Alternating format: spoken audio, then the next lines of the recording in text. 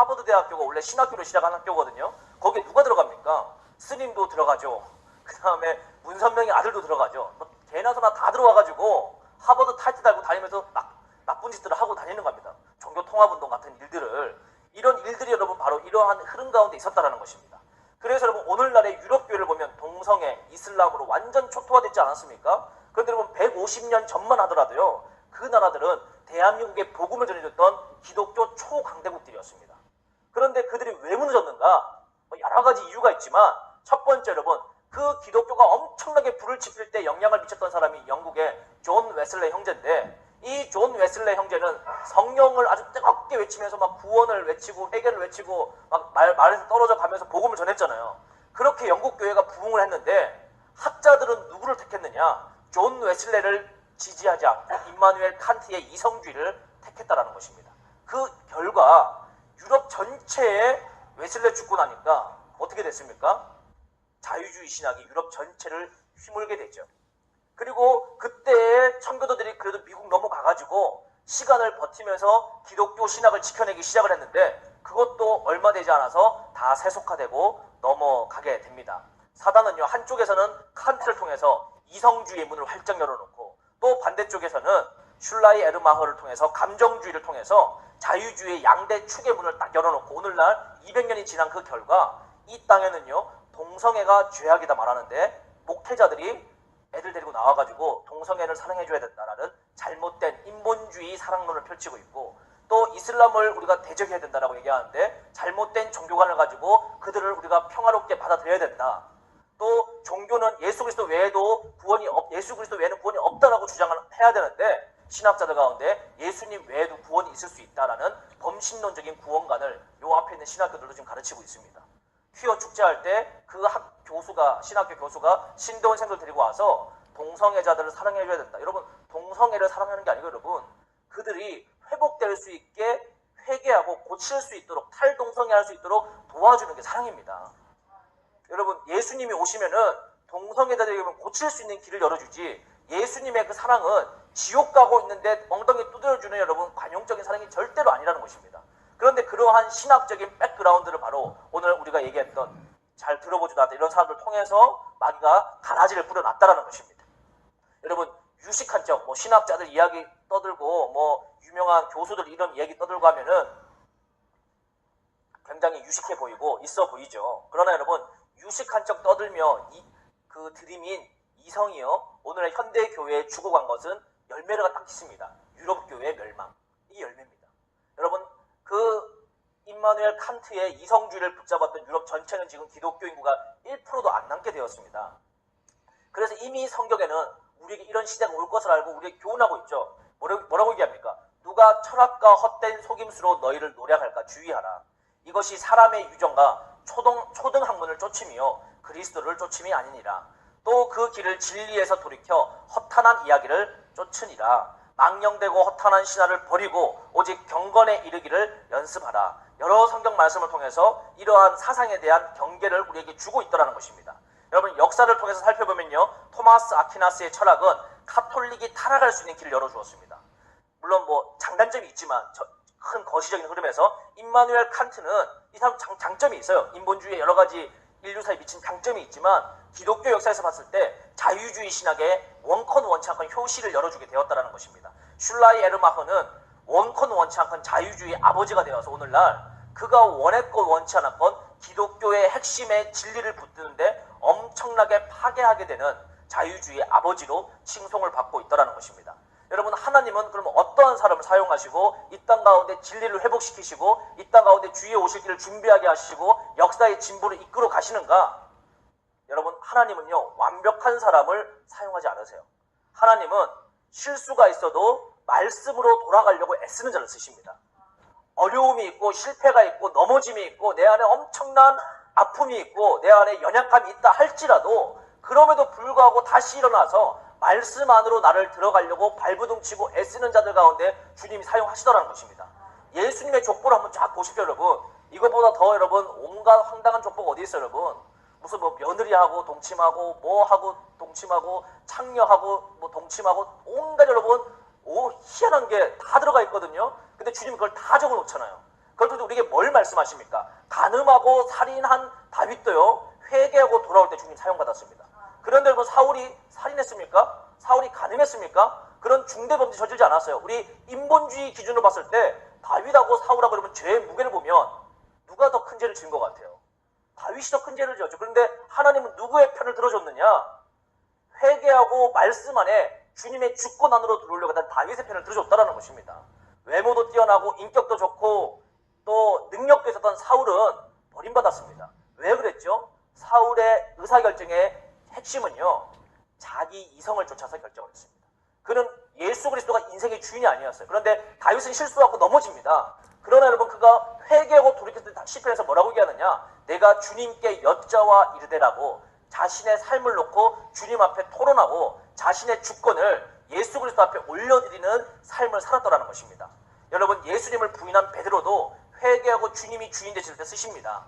예수님을 핍박한 바울도 주님께서 기름 부으시고 회개하고 들 때 쓰셨다는 것입니다.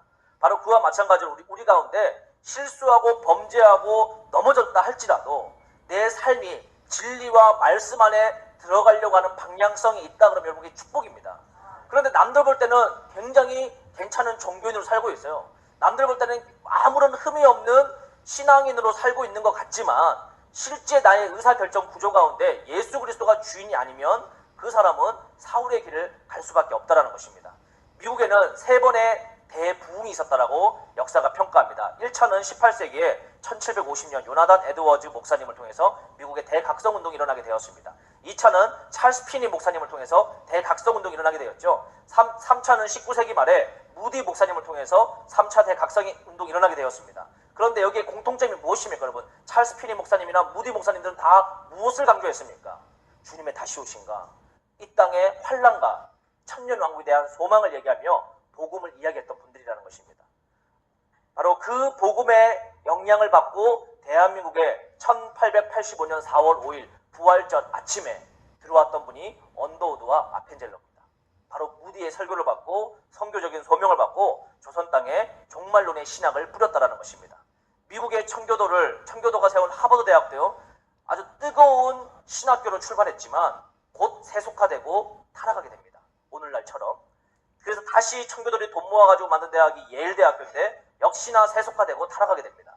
다시 한번 돈 모아가지고 새롭게 만든 대학이 프린스턴인데 역시나 자유주의가 들어와가지고 완전히 타락하게 되죠. 심지어 여러분, 오늘날에는 유럽에 이제 제가 아까 말씀드린 대로 신앙이 없는 사람도 신학을 할 수 있는 길이 열렸고요. 동성애 목사가 이제 미국 땅에, 유럽 땅에 안수받고 이런 일들이 지금 허다하게 일어나기 시작을 한다는 것입니다. 여러분, 이제 내일 우리 선거인데요. 우리가 이 시기 가운데 그냥 어느 당을 지지하고 또 이 선거 시간 가운데 뭐 동성애를 막아내고 이 정도로 여러분 우리가 미시적인 입장에서만 영적인 눈을 봐서는 안 돼요. 왜 오늘 이 시대 21세기 선거의 핫 이슈가 다른 거 다 제껴놓고 동성애를 막는 것이 이슈가 될 만큼 영적인 시간이 어디에 흘러가고 있는가 우리가 보셔야 된다 그러면 우리가 예수님이 다시 오실 때 비유적으로 설명하셨던 열처녀의 신부 이야기를 다시 한번 생각해 보시면서 과연 나는 지금 주님 만날 때에 내가 등불에 기름이 준비된 삶을 살고 있는지 아니면 여전히 나는 종교적인 열심을 가지고 종교적인 삶을 살고 있는가를 분별할 수 있는 지혜가 있어야 한다는 것입니다. 그냥 여러분 우리가 열심히 투표해가지고 그래 올 한 해는 차별금지법 막았어, 올 한 해는 동성애법 막았어, 막아야죠. 그러나 거기에서 안심하고 이제 끝났다라고 생각하면 절대 아니에요. 여러분, 이것은 하나님의 신호입니다. 이것은 징조입니다. 왜 그러냐면 예수님께서 제자들이 뭐라고 했습니까? 어떠한 징조가 있을 때 주님 오시겠습니까? 그때 얘기했던 게 바로 소돔과 고모라와 같은 일이 있을 것이다. 전 세계 동성애가 범람을 할 것이다. 지진이 일어나고 전쟁이 일어나고 환란이 일어나고 여러 가지 자연재해가 일어나고 이런 일들이 일어날 때 너희들은 이것이 끝이 아니라 재난의 시작이니까 영적으로 눈을 떠서 영적으로 기름을 준비하라는 것입니다. 왜 그러는가 하면 여러분 생각해 보십시오. 주님 오실 때 주님 오신다는 소리가 들리는 거예요.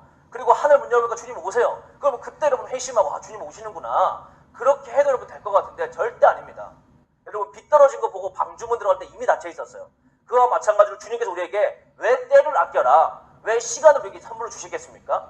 여러분 영적인 근력이 믿음의 신앙이요 무슨 번갯불에 콩 구워 먹듯이 1박 2일 만에 수련회 갔다 온다고 믿음이 팍 자라는 게 아니에요. 여러분 2박 3일 동안 어디 수련회 가가지고 주님 한번 만났다고 영적인 근력이 붙는 게 아닙니다. 신앙으로 살고자 하는 마음의 동기가 생기는 것 뿐이지.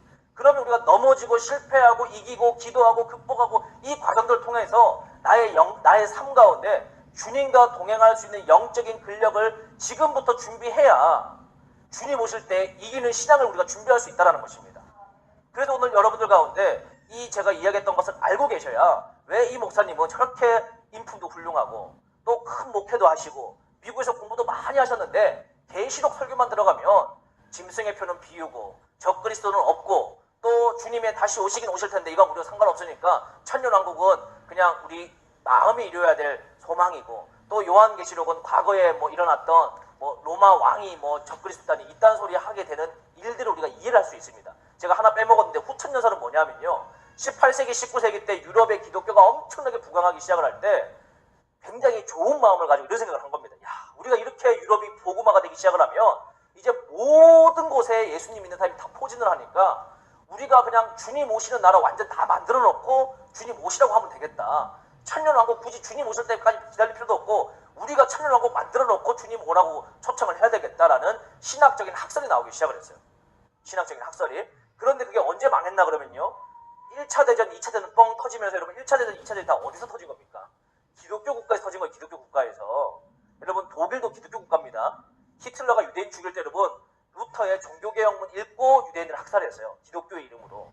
기독교 국가에서 일어났기 때문에 이 학자들의 이게 잘못된 신학이구나 라고 문을 닫았습니다. 근데 지금은 그거 주장한 사람들이 거의 없어요. 거의 없습니다. 딱 두 가지입니다. 80%가 무천년설, 20%가 전천년설입니다. 그런데 문제는 퍼센트가 많은 쪽이 이기는 게 아니라 참 신기한 건요. 지금 그래서 여러분 이 우리나라의 목사님들 가운데 다는 아니지만 70세 이상 되신 원로 목사님들은요. 그냥 이야기 나눠보면 어느 교단에 상관없이 거의 개인적으로 어떠한 신앙을 갖고 계십니까? 전천년설이라는 이름을 모른다 할지라도 이야기 들어보면 다 전천년설 입장을 갖고 있습니다. 그런데 40대부터 60대까지의 목사님들은 거의 다가 무천년설을 학교에서 배웠습니다. 거의 다가 무천년설 배웠어요. 그런데 깨어있는 분들은 뭐냐 하면은 신학교에 배운 거와 상관없이 뭐 이런저런 하나님의 은혜로 웨이크업 깨어난 거예요. 근데 지금 30대 MDB 가정 밟고 있는 친구들은 어떤 입장이냐면요. 교수님들은 다 무천년설입니다. 그런데 자기들끼리 기도 모임은 다 지금 주님의 재림을 기다리면서 드러내면 학점 못 받기 때문에 그냥 준비를 하고 있는 거예요. 그러면 시간 지나면 이제 한국 교계는 어떤 식으로 바뀌느냐. 점점 다시 한번 다음 세대 부흥이 일어날 수밖에 없는 구조로 가고 있다는 것입니다.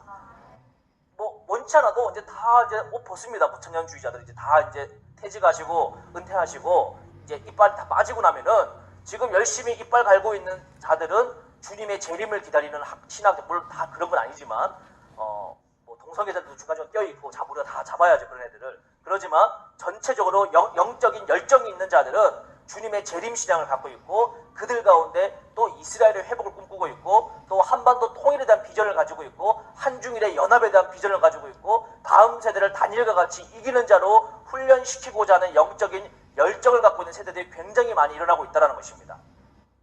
그래서 여러분 오늘 이 시대 가운데 우리가 가장 해야 되는 일은 무엇입니까?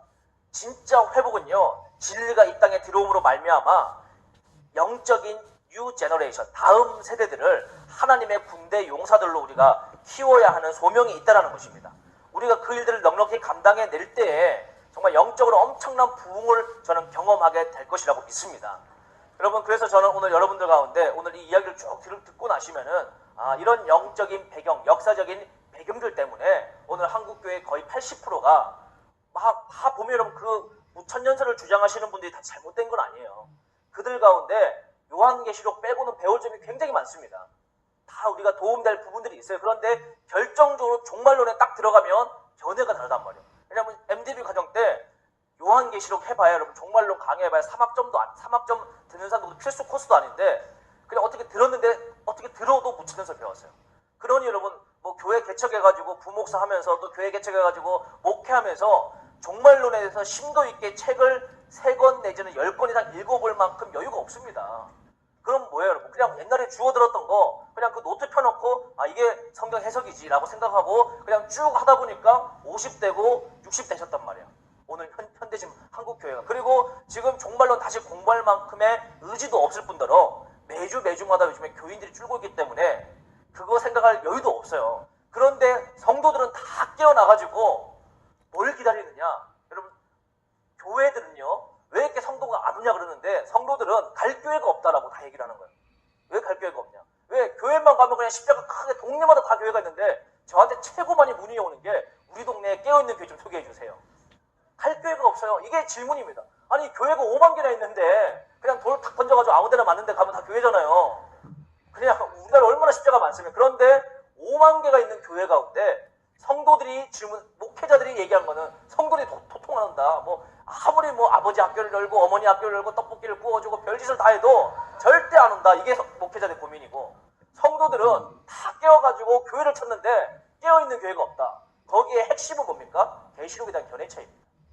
종말에 대한 입장 차이예요. 성도들이 볼 때는 지금 동성애가 막 밀어닥치지 막 온갖 걸 그냥 안 믿는 애들도 야 종말이 있다가 오고 있다라고 생각을 하고 있는데, 이게 교회에서는 다 무차녀들이 다 들어와가지고 지금 중국교회는 완전 벌떡 깨어가지고 한국교회 빨리 깨어나라 같이 복음 전하고 주님 오실 길 준비하자라고 중보기도 하고 있고, 하다못해 일본교회 젊은 교회들도 젊은 세대 목회자들도 그 가난한 목회자들이 눈물을 흘려가면서 지하방에서 한국교회만 깨어나길 중보기도를 하면서 이스라엘 위해서 기도를 하고 있대. 같이 손잡고 이스라엘 회복을 하려고. 한국교회만 4배는 부르다 뭐 이러면서 우리는 공부 많이 했는데 니들 안 배워가지고 그래. 야 무슨 무천여서 우리 심령 속에 이루는 거지 하면서 돛 닦는 소리 하고 있단 말이에요. 그러니 성도들이 답답해가지고 열정을 가지고 목사님 찾아가면 찍혀가지고 이제 교회에서 아무것도 못하고, 그래서 이제 저한테 메일이 오는 겁니다. 어느 교회 가야 되냐. 그래서 제가 추천을 해드리려고 해도 해드릴 데가 없어요. 별로. 또 왜냐하면은 잘못된 전체녀설 추천해주면 또 가보면 또 이단이에요. 막 맨날 이상한 거 시키고. 그러니 가난한 성도가 좀 100만이든 200만이든 나는 얘기가 나오는 거예요. 그래서 여러분 이러한 때에 말씀과 기도를 통해서 우리가 뭘 해야 됩니까? 이제 연합하는 기도를 해야 됩니다. 함께 한국교회를 깨우는 운동을 해야 됩니다. 보십시오 여러분. 막 기독교인들이 힘 모아가지고 막 협박하고 공갈하고 난리치니까 지금 여러분 세계 당들이 다 동성애에 대한 입장이 다 바뀌고 있잖아요. 그렇죠? 점점 막 맨 처음에는 무조건 동성애는 그냥 우리 찬성 이렇게 하던 당들도 기독교인이 난리치고 나니까 고려 중 이런 식으로 바뀌고 답변 안 함 이런 식으로 바뀐단 말이에요.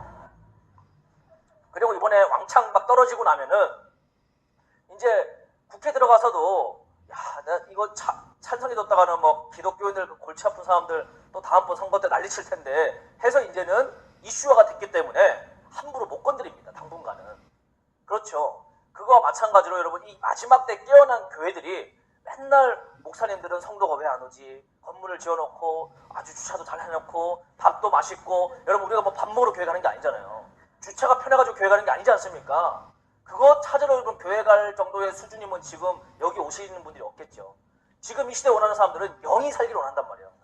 사는 게 힘들어도 영이 깨어나면 버틸 수 있단 말이에요. 현실이 어려워도 영적으로 하나님 주는 따끈따끈한 밥 먹으면 힘나가지고 이길 수 있단 말이에요. 그런데 뭐 교회 가가지고 하는 설교가 뭐 태양의 후예 줄거리나 얘기하고 뭐 흑수저 타령이나 하고 있으니 뭐 빨리 너는 왜 주님 앞에 열심히 기도해서 금수저 돼야 되는데 아직도 흑수저 달고 있냐 뭐 이런 식으로 기복주의 설교나 듣고 있으니 여러분 얼마나 흑수저들이 열받겠습니까? 그래서 오늘 이 시대 가운데 우리가 정말 회복해야 될 것은요 진리입니다. 진리. 이 진리를 갖고 있으면 여러분 뭐 박사 할아버지가 와도 우리 눈 하나 깜짝할 필요가 없어요. 아, 이 양반이 공부를 제대로 못해가지고 저런 잘못된 걸 배웠구나. 빨리 우리가 알려주고 여러분 극복할 수 있게 도와줘야 됩니다. 그래서 오늘 제가 이 이야기를 쭉 드렸고, 저희는 그래서 여러분 이제 우리가 강남시에서 매일 기도하고 매주 목요일마다 기도하고 있지 않습니까? 이제 기도를 한 지가 벌써 시간이 참 빨라가지고 작년 5월부터 시작을 했는데 이제 다음 달이 뭐 벌써 1년이 됩니다. 기도를 쭉 하면서 많은 분들이 함께 기도에 동참해 주시고 계시는데 이제 올해부터는 이제 본격적으로 전국에 강남에 여러분 와봐야 120명밖에 못 와요. 지하 2층에 좁아가지고 다 들어올 수가 없습니다. 그래서 오실 분들은 오시지만 이제는 저희가 웹사이트로 오픈을 했습니다. 저희 kingdomarmy.com에 들어오시면 목요일날 오전 11시 딱 되면 오픈을 해서 녹화 방송을 하지 않습니다. 그냥 딱 라이브로 함께 기도에 동참하실 수가 있어요. 그리고 이제 저희가 지역마다 또 혼자 집에서 기도하는 것도 은혜가 되지만 그 지역에 인천 지역에 부산 지역에 대구 지역에 순천 지역에 전라도 광주 지역에 제주도 지역에 또 강원도 지역에 동네마다 깨어있는 분들이 분명히 계세요. 저한테 메일 보내주시는 분들 어느 교회 가야 되냐 맨날 그런 분들이 그냥 혼자서 기도하면 여러분 이 영적인 것도 여러분 이게 흐름이 있고 바이오리듬이 있습니다. 잘 나갈 때는 막 진짜 막 지금 만나면 주님 앞에 갈 것 같은데 또 어떨 때는 막 내려가가지고 막 혼자 막 떼굴떼굴 구르고 있고 다 필요 없다 그러고 막 또 막 슬럼프 빠지는 경우가 있단 말이에요. 그래서 함께 연합을 해서 기도해야 돼요. 함께 연합해서.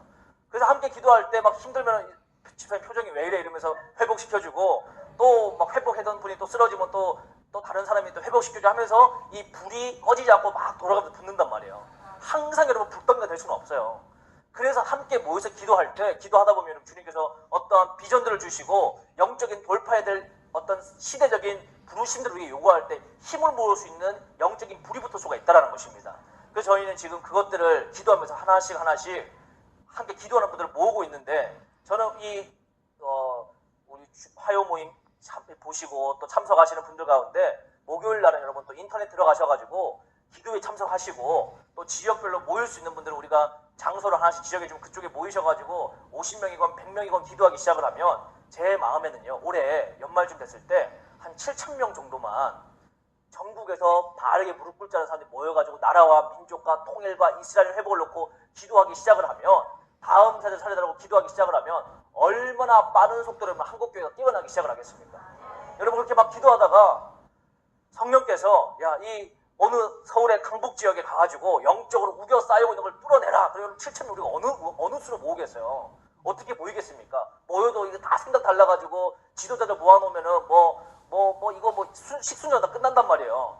그런 것도 필요 없이 함께 여러분 보이지 않는 이름 없이 빛도 없이 우리 주님 앞에 바르게 무릎 꿇지 않는 용사들이 기도하다가 주님이 모이라는 마음을 주셔가지고 여러분 광화문 앞에 가서 7,000명 기도하거나 부산에 가서 백숙 앞에서 7,000명 기도하거나 이런 역사가 일어나기 시작하면 영적인 브레이크스루가 일어납니다. 돌파가 일어납니다. 그러면 한국교회가 여러분 눈을 돌려가지고 왜 도대체 저렇게 모일까? 저기 이슈가 뭐냐? 이슈가 뭐예요 여러분? 주님의 다시 오심이지.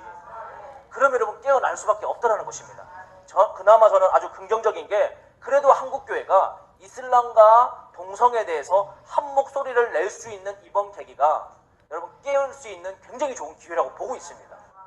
여러분 그 깨어나면요 이제 성도들이 그거 듣다 보면은 자연스럽게 마지막 때 들을 수밖에 없어요. 그러다 보면은 지금도 많이 깨어나 계시거든요. 많이 깨어나는데 이 티를 못 내요. 저한테 다 고민 상담하시는 분들이 강남에 어느 교회 건사인데 내 이 교회에 60년 다녔는데 우리 원로 목사님하고는 코드가 맞는데 지금 목사님 코드가 안 맞다는 거예요. 그래서 이 강의를 했더니 이래서 우리 목사님이 미국에서 박사를 받았는데 왜 어디서 박사 받았나 다 좋은 데서 받았는데 왜 이런가 했더니 여러분 무천년설 배워와서 그런 얘기를 하고 있는 거예요. 그러니까 그런 거 소갈이 할 필요 없이 이제 여러분 후배 목사들을 잘 키우시면 되고 또 우리가 기도하면서 영적으로 무장을 해야 됩니다. 여러분 기도하기 시작을 할 때 다음 세대처럼 살아날 것이라고 믿습니다.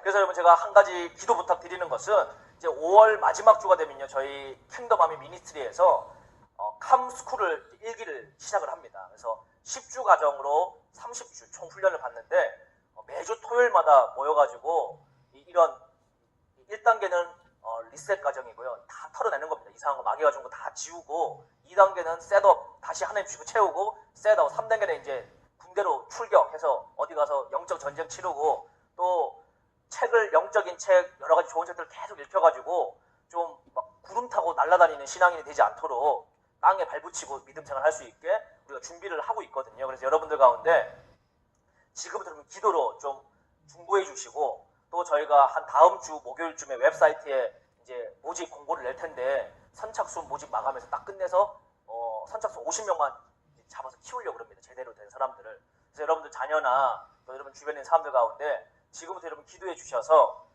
하나님의 군대들이 좀 제대로 훈련받고 주님의 다시 오심을 준비할 수 있도록 여러분 우리가 함께 기도로 힘을 모아주시고 또 목요일 날은 함께 오전 11시 때 기도회도 참석해 주시기를 바랍니다. 하나 또 말씀드릴 것은 이 목요 기도회를 한 지 얼마 안 됐는데요. 벌써 여러분 미국에서도 그 동시에 접속해가지고 어떻게 알고 보고 카톡으로 우리도 지금 미국에서 기도하고 있습니다라는 막 연락이 오고 있어요. 이렇게 하면 기도하다 보면요 이제 전 세계에서 함께 중보 기도를 함으로 인해 가지고 이스라엘을 뚫어내고 여러분 열방을 준비하고 그렇게 기도하다 보면 제 마음에 이런 확신이 있습니다. 제가 왜 목요일날 기도하기 시작을 했나 하면 분명히 비전을 주셨거든요. 이 기도를 하기 시작을 하면 강남의 심장이 살아나고 강남의 분위기가 영적인 문화, 공연의 놀이 문화가 바뀔 것이고 이 심장이 살아나면 도시마다 거리마다 골목마다 기도하는 운동이 일어나기 시작을 할 것이고, 그 기도하는 운동들이 일어나기 시작을 하면 통일 한국의 문이 열릴 것이다. 그러면 어떤 일이 일어나겠습니까? 함께 기도하던 자들이요, 저는 확신합니다. 강남에서 출발해서 평양에 직결해가지고 예배하는 일이 반드시 여러분 얼마 지나지 않아서 일어날 것입니다. 수년 안에 일어납니다. 그러면 여러분 기도하는 자들이 차 타고 가서 예배하고 그 땅에 복음의 씨앗을 뿌리는 겁니다. 모르는 사람들은 그냥 태양의 후예 보고 킥킥거리는 사람들은 계속 응답하라 1984 이런 거 보다가 지옥 가는 거예요, 여러분. 지금 우리가 그런 거 보고 여러분 희희낙낙거리고 있을 때가 아닙니다. 영적으로 기도하고 깨어서 주님의 다시 오심을 적극적으로 준비해야 될 때입니다. 여러분 17세기에도 여러분 선교하려고 가려고 그러잖아요. 그러면 신학 교수가 어떻게 뜯어 말리는 줄 아십니까? 이렇게 얘기했습니다. 영국에서. 그때 당시에 선교의 메인은 하나님은 전지전능하기 때문에 너 같은 놈이 니네 가정이나 잘 추스리지. 네가 무슨 선교를 하러 가냐. 너가 선교 안 해도 하나님은 아시아권에 때 되면 하나님 하신다는 거예요. 굳이 열정을 가지고 네가 안 가도 돼. 그 배 타고 힘들게 왜 가냐. 이렇게 여러분 교수들이 뜯어 말릴 때 뜯어 말리는 거 때려 내팽개치고 복음 들고 왔기 때문에 지금 우리가 예수님 믿고 있습니다. 지금도 이런 사람 얘기합니다. 굳이 뭐 동성애 우리가 뭐 저항을 해야 되냐. 하나님 전지전능하신데, 여러분 하나님 전지전능하신데 왜 여러분 가나안 땅 들어가서 정복하라고 그랬겠어요? 하나님 전지전능하신데 전지전능하시죠. 그렇지만 우리가 이 땅 가운데 주님의 음성을 듣고 주님의 마음을 알아서 하늘의 뜻이 땅에 이루어지는 통로 되길 원하신단 말이에요. 그래서 여러분 우리가 싸워야 됩니다. 적극적으로 막아내야 됩니다. 이 땅을 회복시켜야 됩니다. 통일한국을 준비해야 됩니다. 그렇게 하지 않으면요, 마귀의 전략에 완전히 넘어가가지고 다 마귀 밥 돼요. 여러분 하나님이 교회를 세우실 때 원수의 대적의 문 앞에다가 교회를 딱 세워놓으셨어요. 그 얘기는 주님의 품속에다가 주님의 뒤에다가 숨겨놓은 게 아니라 마귀 집 앞에다가 교회를 세워놨단 말이에요. 왜 그랬을까요? 이 성장한 교회는요, 마귀의 문을 빵 차고 들어가서 마귀 목을 따오라는 것입니다. 그게 요한계시록에 이기는 교회입니다. 모든 교회에 주님이 공통적으로 얘기하셨습니다. 뭐 미지근하거나 뜨뜻하거나 부자교회거나 뭐 힘이 없거나 뭐 다 필요 없고 주님이 원하시는 것은 돌이켜서 다시 한번 뜨거운 믿음을 가지고 이기는 자가 되라는 것입니다. 여러분 이기는 자 그냥 안 돼요. 영적 전쟁은 실전입니다. 여러분 영적 전쟁 마귀 들린 애가 왔는데 여러분 이론 가지고 여러분 뭐 성령학 이론이 뭐 1강 1군다고 귀신 떠나갑니까? 영적 전쟁은 실전이 실전. 예수의 피를 가지고 쫓아내는 것입니다. 예수의 이름을 가지고 여러분 명령하는 것입니다. 그 영적인 권위가 부어지려고 그러면 지금부터 여러분 우리가 기도와 예배를 통해서 이길 수 있는 영적인 근육을 키우고 영적인 훈련을 해야 된다는 것입니다. 그래서 오늘 이 기도회에 나오신 여러분들 가운데 삶 가운데 여러분 지금부터 적극적으로 더 훈련 받으시고 기도하시고 다가오는 영적인 부흥의 시대를 준비하시길 바랍니다. 제가 분명히 믿기로 여러분 이제 세상 사람들은 환난이다 고난이다 말하지만요, 믿는 자들에게는 소망이다 부흥이다 회복이다라고 외치는 시대가 더 급격하게 오게 될 것입니다. 종교인들에게는 더 신앙생활을 하기 힘들어서 그냥 억지로 주일에 한 번 교회 가는 사람이 있는가 하면요, 또 어느 쪽에서는요 주님을 너무 사랑해서 날마다 주님 앞에 기도하며 예배하며 주님을 닮아가는 신부들이 또 탄생하게 될 것입니다. 여러분 이 둘 가운데 호화 유람선 같은 데 들어가서 지옥 가는 신앙생활 하지 마시고 전투구랑 들어가서 불편해도 어려워도 이길 수 있는 영적인 야성을 갖는 신앙인들이 되시기를 바랍니다. 여러분 그 길을 가시겠습니까? 이기는 자가 되시겠습니까?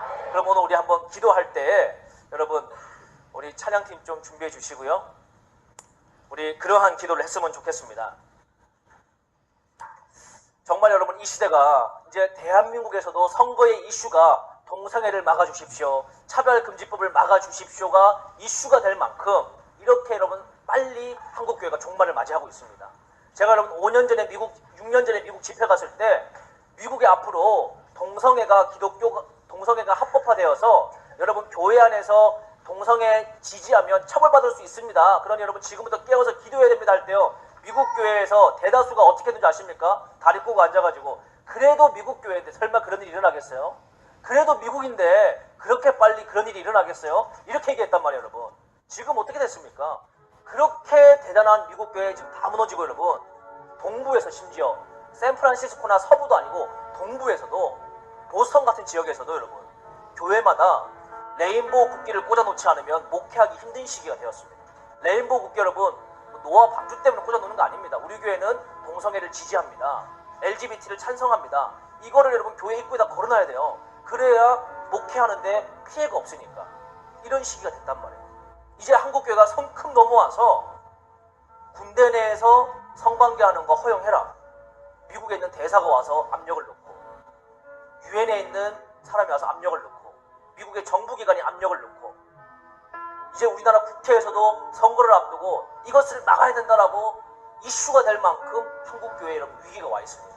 이것을 볼 때요, 깨어있는 자들은 막아야 되지만 본질적으로 지금 내 안에 영적인 등불이 준비되는 걸 철저히 확인해 보셔야 돼요.